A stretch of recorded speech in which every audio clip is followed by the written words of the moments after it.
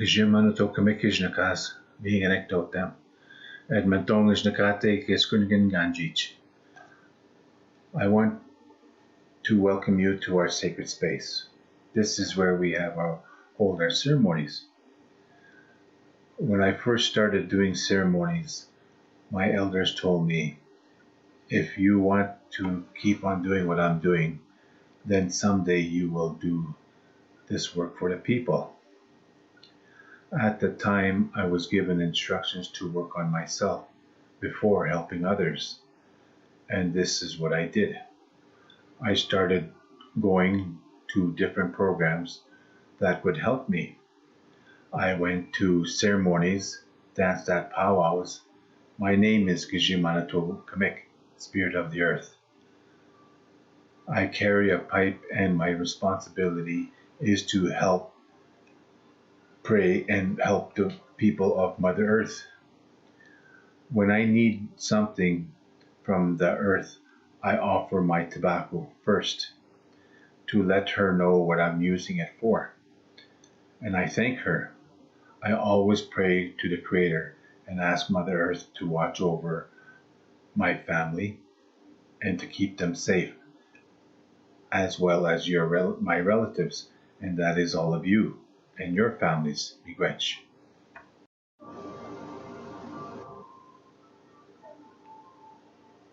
Ani Bojo, Memazewabik Kwen Indigenous, Maingin Dodem, Nipissing Adonjaba.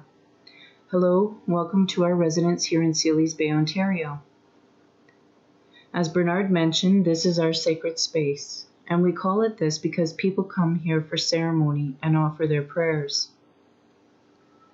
We feel these prayers on our property, and it makes us feel safe and protected. This is a blessing for our family and to those who come here. These prayers and songs that people offer make our spirits feel good, and the land feels therapeutic, like medicine for the soul. Sometimes people refer to the earth as Mother Earth, and this is because we see her as a living being. We call her Mother Earth because women are the ones who birth our babies, and Mother Earth is the one who brings life to everything we need, like the food we eat, the water we drink, the medicines we need to heal our bodies, the trees that provide shelter for our homes and our lodges so we can have ceremony. These are only a few examples to get you thinking why the earth is important in our lives. Every day we connect with Mother Earth on some level, mentally, physically, emotionally, or spiritually. Mother Earth is always honored through our traditions and our ceremonies and our social gatherings. The earth provides for all of mankind, and therefore we all have a responsibility in taking care of her.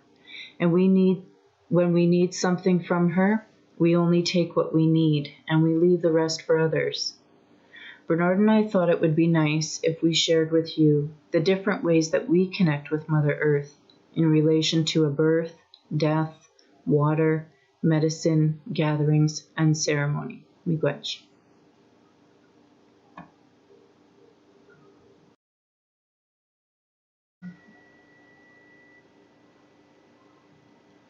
I was born in Umbabaka, in the bush, not in a hospital. Umbabaka means a high rock, and my grandmother delivered me. She delivered many babies in the community, plus she traveled up and down the Albany River by canoe to deliver many babies nearby. My mother passed away when I was a young boy, and when I was an adult, I did some research because I wanted to know where her gravesite was. I had a hard time finding information on my mother's and her side of the family. My family lived in the bush on a trapping ground, and sometimes it took months, even years, to register a child of birth. Some never had birth certificates like my mom, aunties, uncles, and grandparents. All they had was a piece of paper. When I went to the library to look at death records, it had two different years of birth for my mother. Back in the day, names, dates were documented not like they are today. The people's names and dates and births were often wrong, miigwech.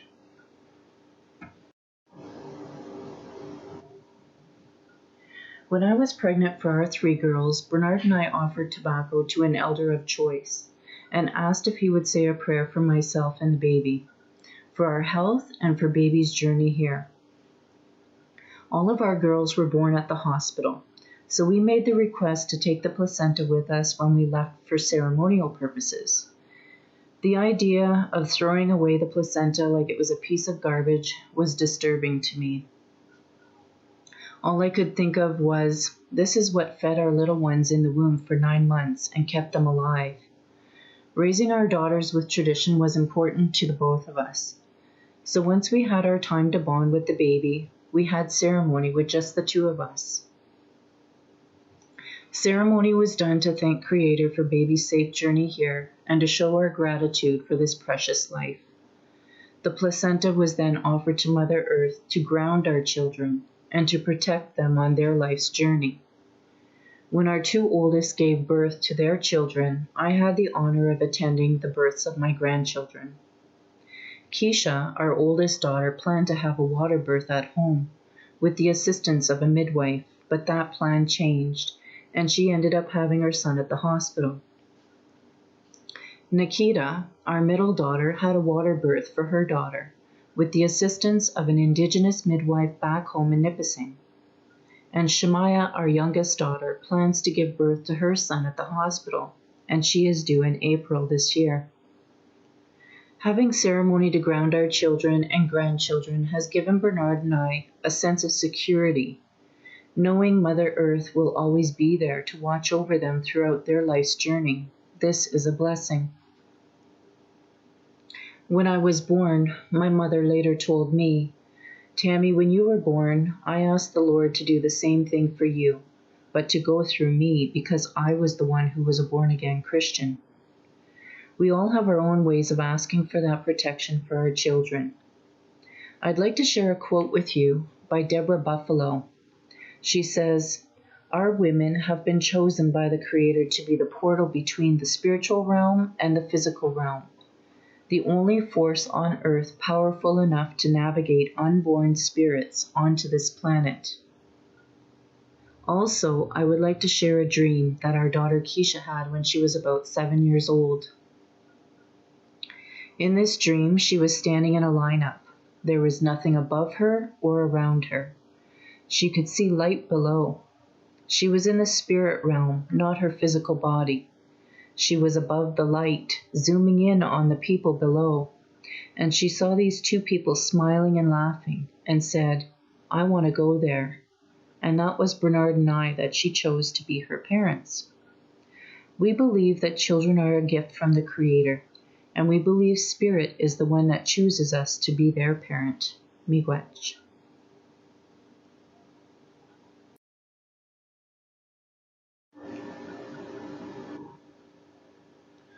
My dad's name is Walter Nelson. He was born in 1935 in a place called Armstrong, Ontario. He belongs to the White Sand First Nations, which is 3 hours north out of Thunder Bay, Ontario. My dad taught me and my brothers how to survive off the land. He showed us how to trap, hunt, and fish. My dad had his own logging and construction company. He also worked on the pipeline, and this is how he provided for our family back then. When I was in my early 20s, my dad asked me to come and work with him in the bush, and he taught me. He was rough, he was tough on me, and that was hard on me, but it made me a disciplined worker, and I had the experience as well. My dad loved to play guitar on the weekends with his friends. His favorite songs he sang was Johnny Cash. He lived with diabetes since the 70s. He was insulin dependent and had to be put on kidney dialysis for the last 16 years of his life. Complications of diabetes took him when he was 63 years old. He died at home of a heart attack on October 23, 1998. At his funeral, I did ceremony for him.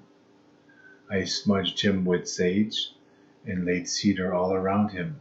I prayed with my pipe and sang some songs. The fourth song I did was when he was going back into Mother Earth. My dad's resting grounds are at Sunnyside Cemetery. This is about 30 minutes outside of Thunder Bay, Ontario. When I go to Thunder Bay to visit my daughters, I try to visit my dad too. Before I go there, I prepare a spirit plate and food and drink. Sometimes I go there by myself, and sometimes I have my family with me. Whoever is with me at the time, this is who I have the ceremony with. My mother, Agnes Ashban Aqueshkim, also passed away when I was 6 or 7 years old. I do not have a picture of her because I do not have any of her. She was born in 1938. She came from Edmonton First Nations, which is 3 hours north by plane from Thunder Bay. As a baby, I watched her and my grandparents make medicine from the cradle board. When I got older, I used to help her get spring water and gather wood. My mom was a residential school survivor from Pelican Lake Residential School. My dad told me that she had problems with her kidneys, that they would keep her from using the washrooms when she had to go. My mom died just before her 27th birthday. She passed away at the Oxford Regional Center in 1965 from a brain tumor. And her resting grounds are at St. Mary's Cemetery in Woodstock, Ontario. I visit with my mom 6 years ago on our way back from the Sundance in South Dakota. Me and my family checked into a motel for a couple of nights. We ordered pizza and went back to the cemetery to pay respects. I smoked pipe and offered my mom some food and water to drink. When I can't get to my mom or my dad's resting grounds to feast them, I do it from home or wherever I am, because Mother Earth is all around us. Miigwech.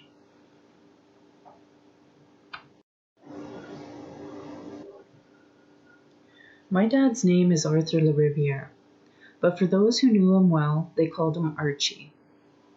When my father applied for his Indian status card in the 1980s, they found out that the name registered to him at birth was actually Joseph Arthur LaRiviere.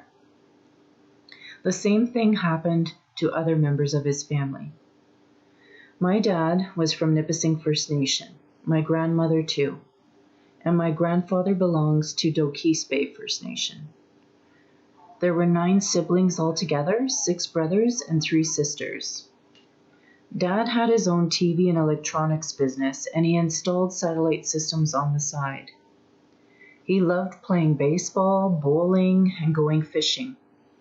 As a young girl, I remember spending many weekends at the baseball diamond, cheering him on. I loved it when my dad took me on business trips with him to Toronto, when he would restock for his business and I would get to hang out with my cousins, Go to the movies, hang out at the mall. It was like going on a mini vacation. Dad always took me and my two brothers to the movies. We'd go sledding in the winter and ride the roller coasters in the summers at the amusement parks like Wonderland, the C&E, Cedar Point, and Center Island. As a teenager, I always looked forward to Fridays because this was the night when we would go hang out at the mall and wait for Mom to finish work. She was a hairdresser and still is today. Afterwards, Dad would order pizza, KFC, or Chinese food. These are only a few good memories of mine, but when I'm missing him, I think of all the good times that we had together. My dad was a diabetic as well, also insulin dependent. He was on kidney dialysis 1 year before he passed due to complications of diabetes. He was 56 years old and he died on March 16, 2003. Bernard was the one who helped me through my dad's funeral. He did pipe ceremony for Dad by calling on all of my male relatives. They all smoked pipe and sent him on his way to the spirit world. 1 week prior to his passing, he made a comment how he wanted to have a smoke. My dad was always short of breath, so he had no choice but to give up his smoking years before. The evening of the funeral, I was the only female to smoke pipe, and I did this so that my dad could have his last smoke as he requested. I don't think I'd be the person I am today without that ceremony. It really did help me a lot with my grief. Almost a year later, I had a dream. It was about a snowy owl. At Dad's first year memorial feast, I invited my father's side over to my mom's so that we could feast my father all together. After our meal, my uncle's wife approached me and said, "I want you to come to the house after. I have something for you." When I looked into the freezer, there was the snowy owl, just like the one in my dream a month before. The snowy owl was taken to a taxidermist and is now at our place. Today, when I hear an owl hoot, it makes me feel good, like my dad is right there with me. My dad's resting grounds is at Nipissing First Nation Cemetery, and my mother lives nearby, so when I go visit her, I try to visit my dad as well. I like to cook his favorite meal for the family feast, and then I take a spirit plate to his resting grounds. Our daughters have been raised with these ways, and I hope that when it comes to our time, they will remember to do the same thing for us. We never forget our loved ones, and our ancestors are always remembered when we do our ceremonies. Miigwech.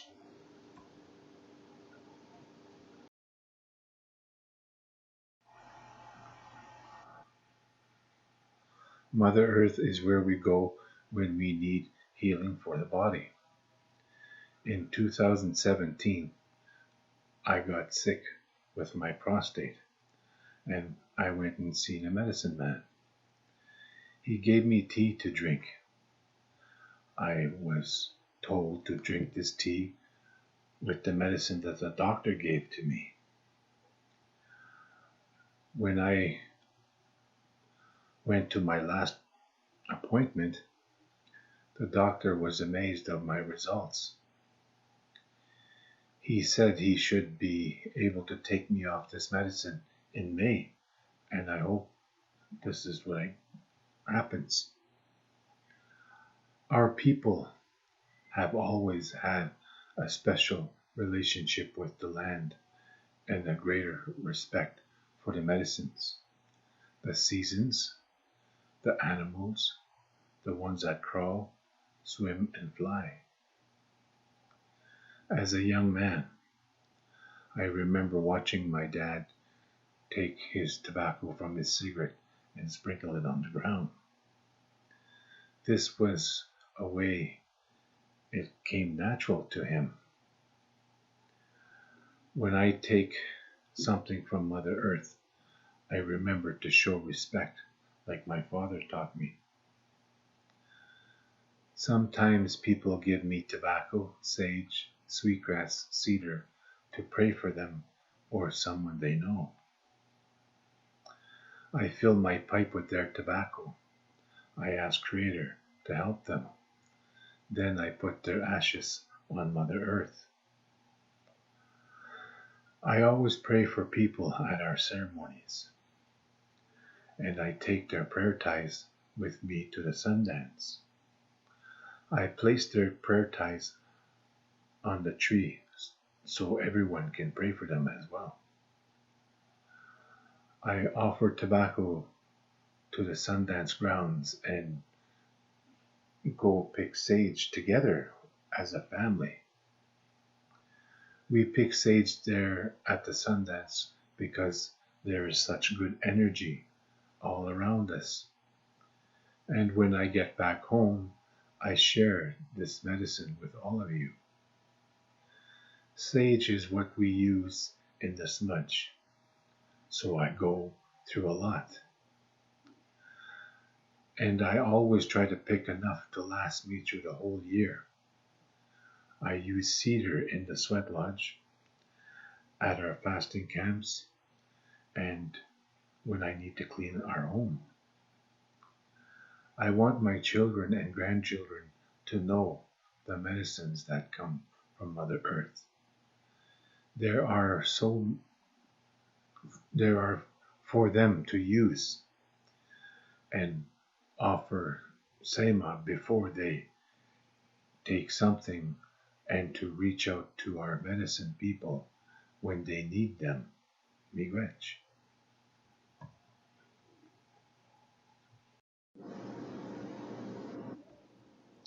I remember the first time I was offered tobacco. It was on our wedding day, July 6, 1996. They called her Grandmother Thelma. She was one of the grandmothers that helped us with our wedding ceremony. She came to me at the sacred fire and asked if I would like to be one of the head dancers for Nipissing Powwow that summer. I was so nervous. I replied, "I don't think I can. I'm really shy." And she said, "Oh dear, it's not me asking you, it's the grandmothers who come before me who are asking." I didn't know much about tobacco then, but I can tell you, it felt like I couldn't refuse, so I accepted it. I told Bernard, "I don't know how I'm going to do this, but I am."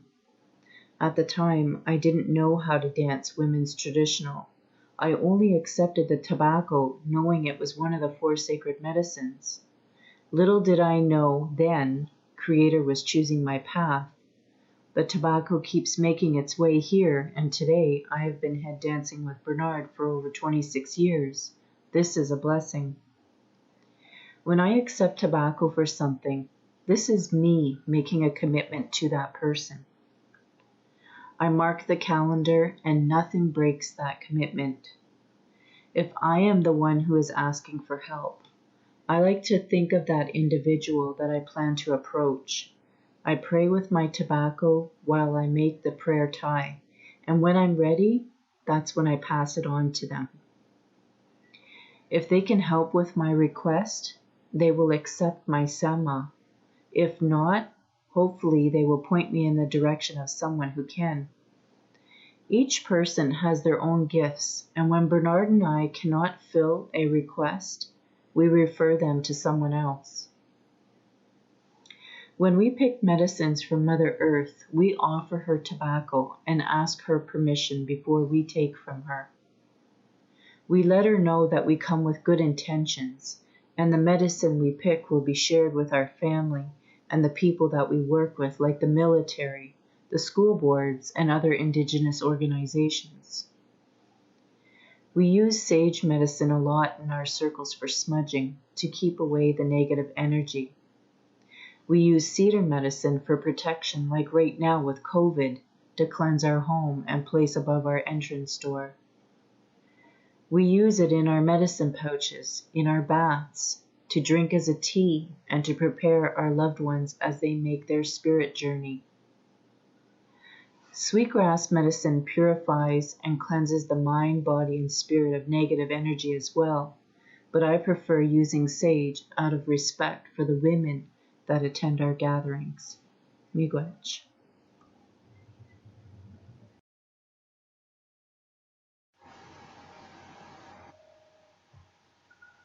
Namaste Wabik Kwan Indijnakas. My spirit name is Keeper of the Water, water that flows everywhere.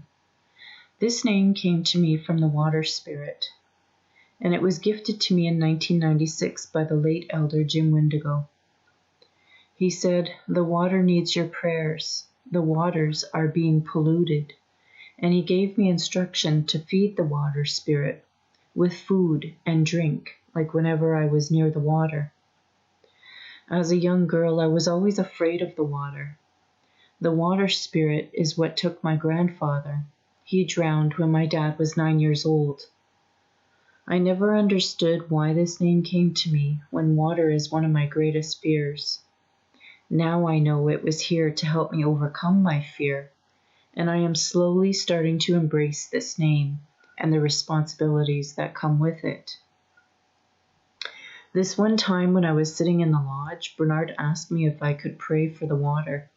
I really wasn't sure what to say about it, but I remember one of the grandmothers inside saying, "Say anything you want about the water, anything that comes to your mind."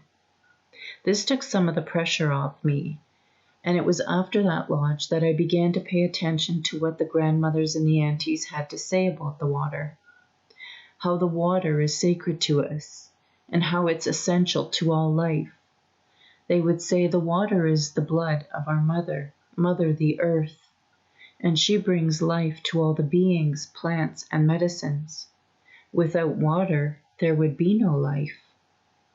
This made me realize just how precious the water was, and how we need to remember the importance of water and not to take it for granted. It made sense to me now why the elder gave me those instructions that time. Clean water affects all of us. It doesn't matter what background you come from or the language you speak. It affects all of us. We all need clean drinking water. And if we don't stop polluting our waters, we won't have the clean water for our future generations. Miigwech.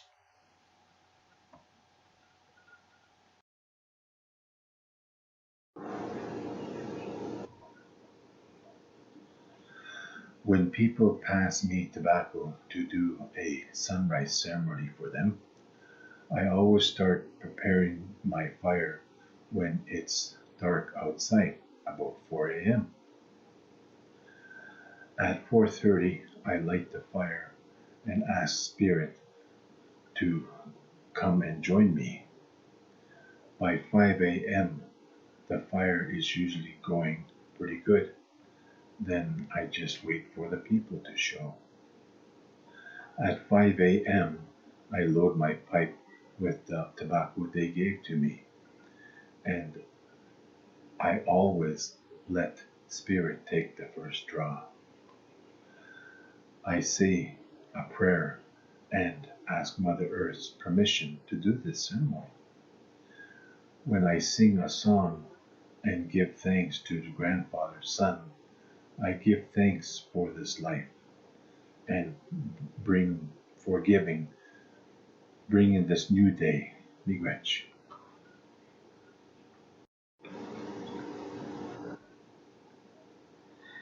To greet the sun is to welcome a new day.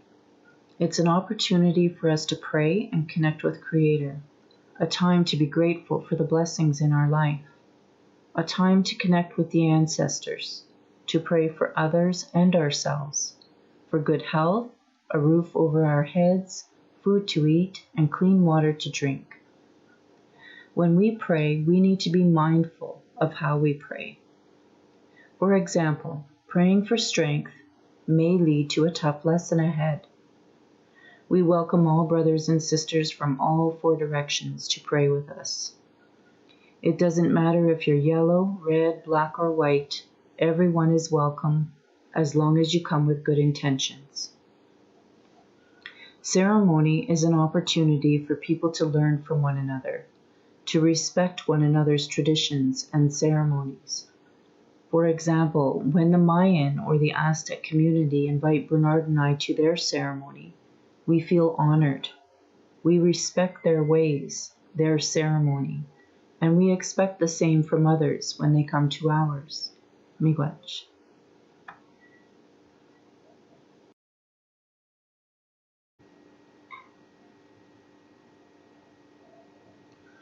When I go into the bush, I always carry tobacco with me. When I spot the sapling I want, I offer Sema to Mother Earth before I take anything, and I say what the saplings are going to be used for. I usually get 40 saplings to build a sweat lodge. Sometimes I get them myself, and sometimes I have young men around to help me. I always carry extra tobacco in case others there want to help. I have them offer their tobacco and pray for their families. Once everyone's offered their sema for the saplings, we take them what we need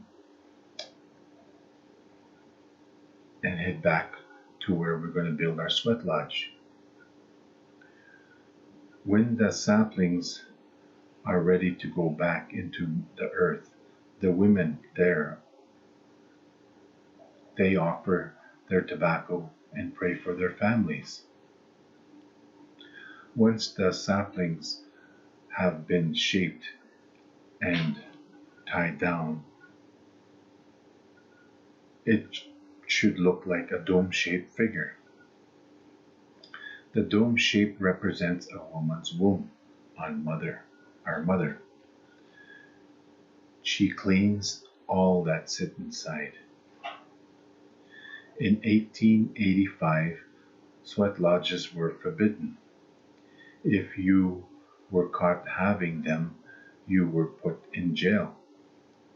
It wasn't until 1951 that the indigenous people were allowed to run their lodges again. I had an elder to take me to my first sweat in the early 80s. It was a life-changing experience for me. At the time, I was going through some difficult things in my life, and I wasn't living the best life I could be. I felt like there was something I was missing in my life, and I was looking for a higher power, something to believe in. When I sat in the lodge for the first time, I realized this is what I was looking for all this time. The Great Spirit had the answers to my questions. He was the one who showed me what changes needed to be made so I could be the man I am today. As a young man, I began helping my elders. I would help them prepare for the sweat lodge by gathering wood, grandfathers, and water. Sometimes I watched the fire if there wasn't anyone else around, and some and if there wasn't then I would help my elder inside the lodge. I volunteered 14 years as an elder's helper for the Thunder Bay Correctional Services of Canada. I've been conducting sweat lodges from my home since 1996. I run sweat lodges for the community, military, culture camps, YMCA, Pathways, Teach for Canada, and with the school boards. I do sweat lodges in Mel Pond as well. If you're interested, please contact your teachers. Throughout the year, I have witnessed positive changes that sweat lodges can have on another. I will continually to do the Creator's work as long as my health allows me. The lodge has been a blessing in my life, and I have to see one day my girls or my grandchildren to do this work someday. Miigwech.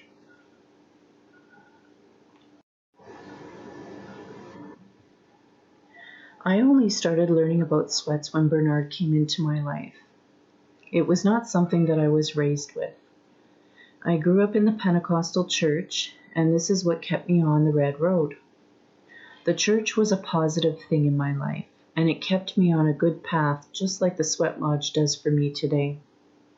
The first sweat lodge I ever went into was in 2003 with Bernard and our 3 daughters.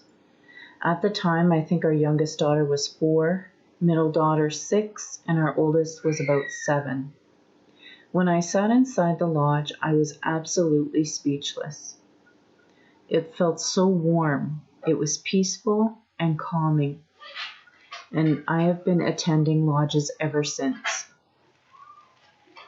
The lodges that Bernard conducts are co-ed, mixed sweats for men and women. In 1996, Bernard became my husband, but to me, he is so much more than that. He is also a teacher of mine, someone I look up to, and I am honored to walk this life with him. I love the work he does in the lodge. It's good for his spirit. He is able to help others and our family as well.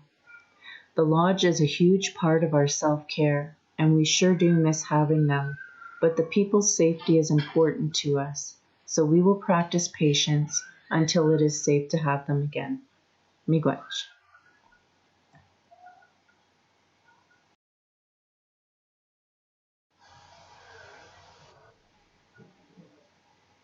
We have been doing fasting camps since 2003, one in the spring and one in the fall. They are 4 days long, no food, no water. I fast 3 times a year to get rid of the toxins in my body.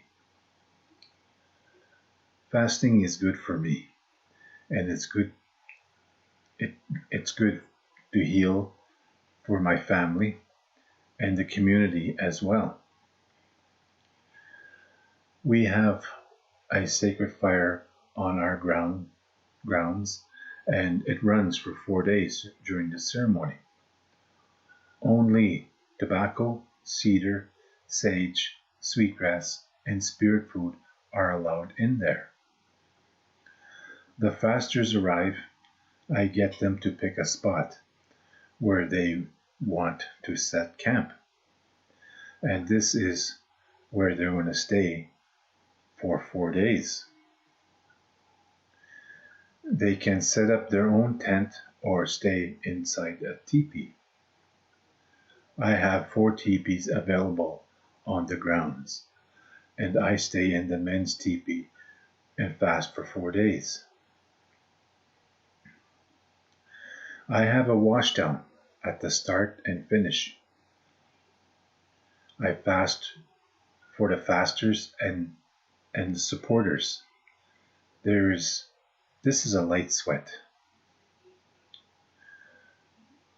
We do sharing circles and a pipe ceremony every day.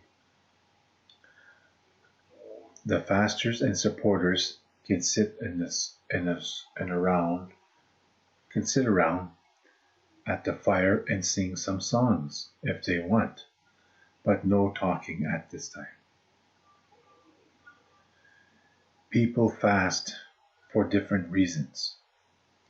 Some to find out who they are, and some to look for a purpose in their life.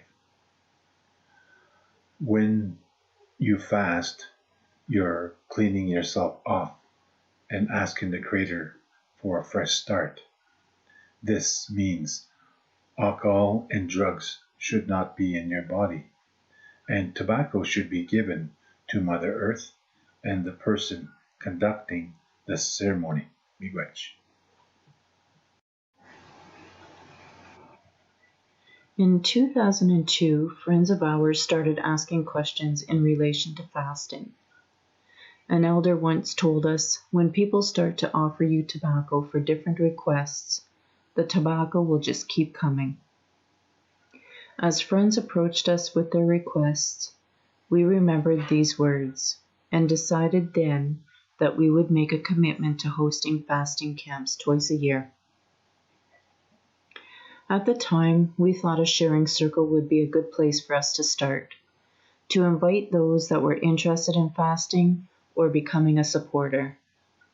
Some shared about previous fasting experiences, while others said what they would feel comfortable with doing at a fast. This is how we came up with how we do our fasting camps today.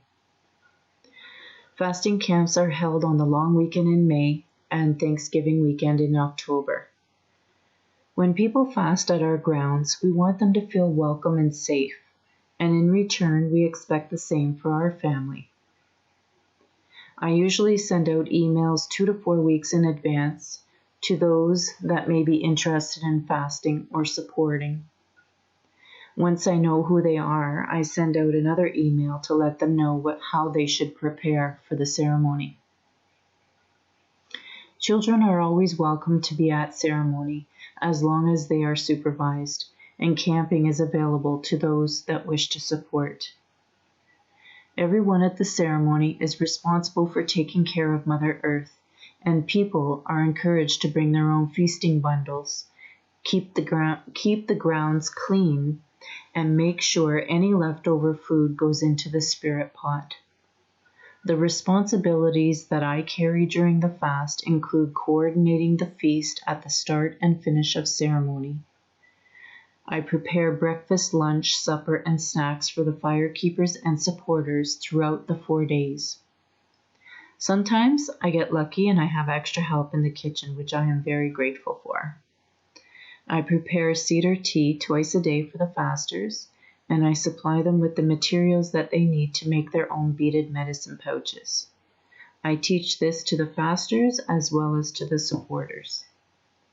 Once the fire keepers and supporters have had their supper, I gather them and the fasters all around the fire for our evening sharing circle. Miigwech. Bonjour. Gijimanato Kamikishnakas, Miganektotem, Edmonton Nakate Kiskulin Ganjich. Migachamag being Yachmawe. My name is Spirit of the Earth. I come from the Wolf Clan. I come from Fort Hope First Nations, which is 3 hours north by plane from Thunder Bay. But I live here in Sealy's Bay, Ontario, with my family. And I've been sun dancing for over 30 years and sweat lodge conductor as well. And I'm just glad to be helping the people out. And that's my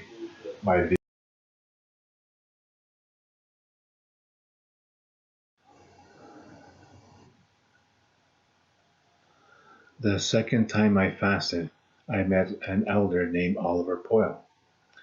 This fast was a hard one on me. He made me make a lot of tobacco ties and put them around my lodge for protection, to keep unwanted animals or bad thoughts from entering my space. I fasted 4 days on the mountain, and this is where I had a vision. I saw a man wearing a yellow skirt and another man wearing a red skirt. Both of them were standing beside a tree. Oliver asked if I had a vision, and I told him what I saw. He said I needed to go to a Sundance. That summer I went to the Sundance in Kyle, South Dakota with Oliver and his family. We arrived, I wrapped my prayer ties around the tree.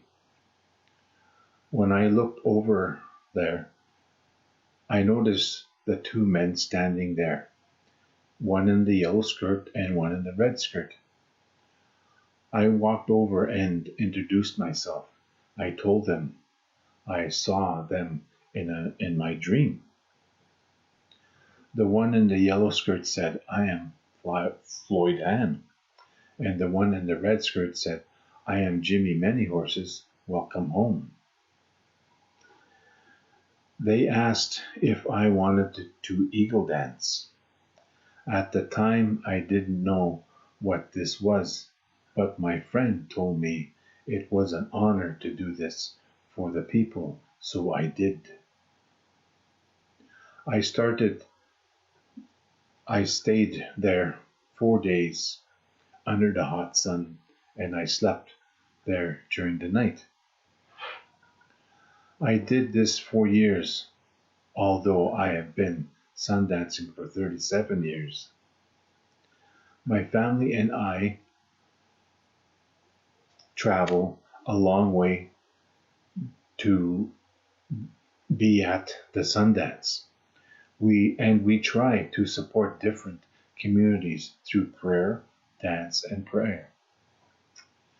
When I first started doing the Sundance, I was able to leave my shortcomings on the tree, like my addictions, anger, and self-pity.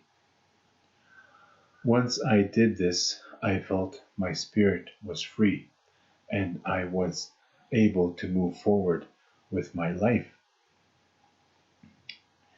Every year when I leave the Sundance, I feel like a new person and I'm ready to do more of Creator's work. If I didn't listen to my dreams, I wouldn't be the man who I am today. Miigwech.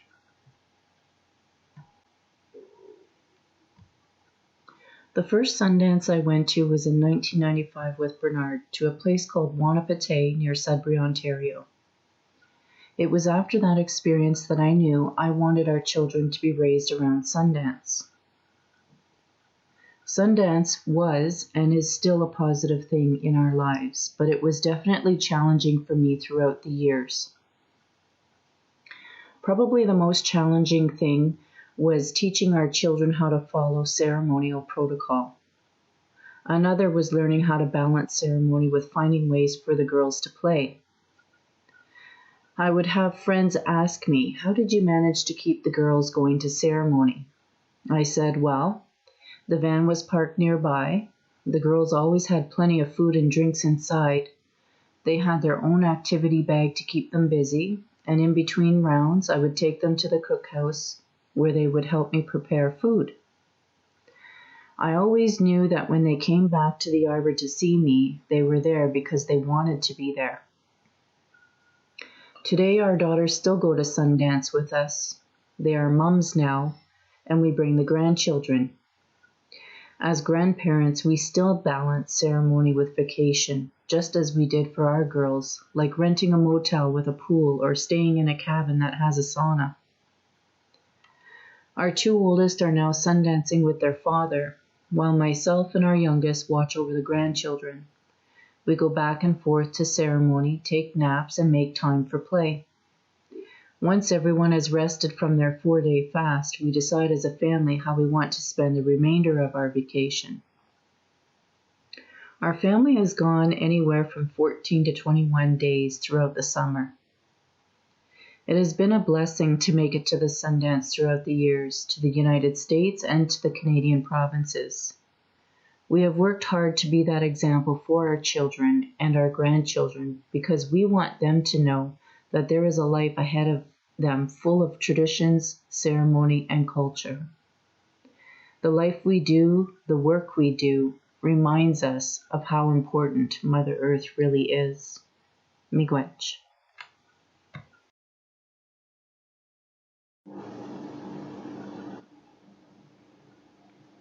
How dancing has saved my life.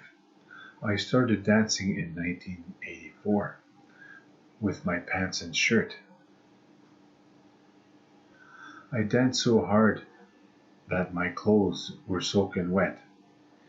People start gifting me One person gave me leggings and moccasins, and the other person gave me an eagle fan and bustle. They told me it was to encourage me to keep on dancing, so this is what I did.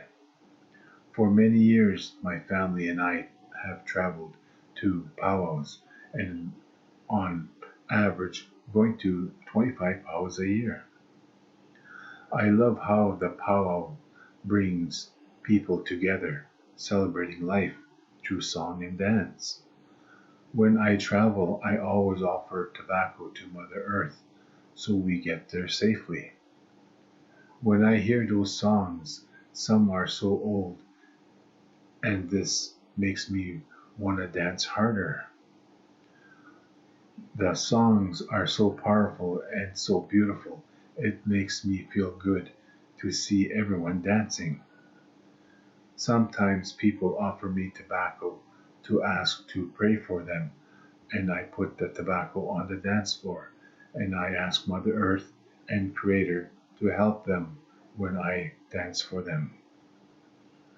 When I dance for the people, they say it makes them feel good and lifts their spirit. After the powwow is over, I get undressed and offer my tobacco again. I ask the Creator to help my extended family get home safely to their loved ones. I've been dancing men's traditional for 37 years, head dancer for 26 years, an Eagle staff carrier for 33 years. I love dancing with my wife, children, grandchildren, and extended family. Over the years, my regalia has changed about 6, 7 times. It's something I will always be working on until I can't dance anymore. Miigwech.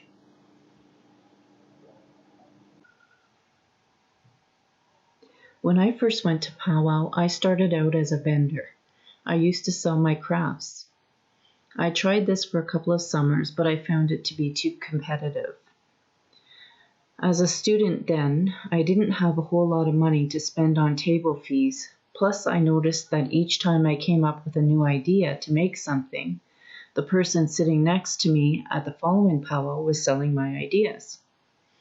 In the early 1990s, when I was attending college, our class went to a powwow social at Trent University in Peterborough, Ontario. My cousin and her friend convinced me to do the smoke dance with them, which I had never tried before. I remember feeling embarrassed, danced like I had 2 feet, but on the other hand, I never laughed so hard at myself. The second powwow I went to was at the Skydome Powwow in Toronto, Ontario. This one was huge, and dancers traveled in from all over the world. I remember dancing an intertribal. I seen this big guy. Little did I know this was Bernard. I met Bernard at the Rama Powwow October 7th, 1994, number 7 being my lucky number.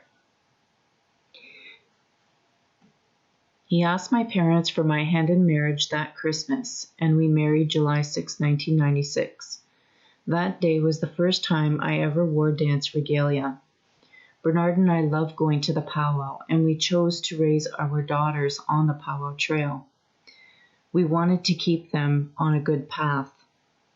Today, they still dance with us, and they are raising our grandchildren to do the same. Miigwech.